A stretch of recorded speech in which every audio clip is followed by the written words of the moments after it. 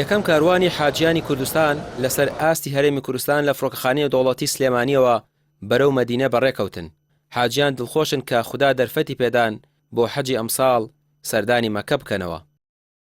ئینشاڵڵا بە پشتیوانی خی گەورە هەستێکی زۆر خۆشمان هەیە، بەڕاستی خۆشترین گەشتە بەلای موسڵمانەوە.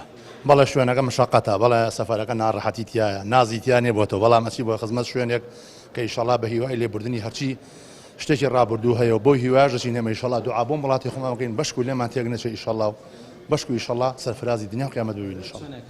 هەوڵت داوە بەتەمایە سەفەرە بیت. شانزیاوەرم بۆ ئەمساڵ خۆم نووسی ئەمساڵ دەچم شکر.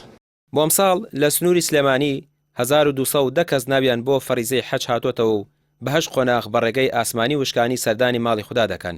یەکەم کاروانیش بە 144 زیارەتکارەوە بەرەو مەدینە بەڕێکەوت.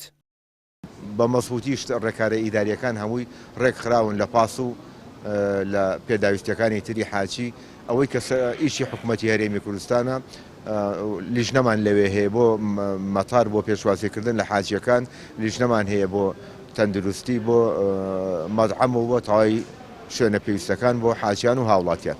باشە گەشتی وشکانی کەی دەست پێکات، یەکەم گەشتکەی بڕیارە بڕواژماریان چەنە؟ گەشتی هەرێمی کوردستان هەمووی بەگشتی بە یەک ڕحلە و بە یەک جار ئەڕۆن لە 20 مانگ ئینشاڵڵا بەڕێەکەون بەرەو عەرعەر و لەوێشەوە بە وڵاتی سعودی. وڵا بۆ ئەم ساڵ بەڕاستی خەڵکی بەتەمەنیشی تایە لە بەرەوەی فۆرمەکان فۆرمی کۆنن 2016 لە وەختەوە تا ئێستا 7 ساڵە.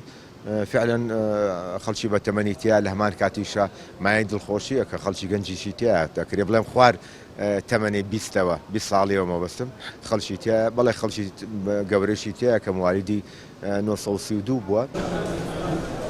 حەج و عومرەی سلێمانیش دەڵێت ئامادەکاری تەواو کراوە و کۆمپانیەکانی حەج و عومرەش ڕاست پێردراون بۆ خزمەتکردن و ڕێبەریکردنی زیارەتکاران و بە شێوەیەکی باش خزمەت و ڕێنمونی دەکرێن تا حەجێکی بێگرفت ئەنجام بدەن. ڕامیار عوسمان، کەناڵی پەیام، سلێمانی.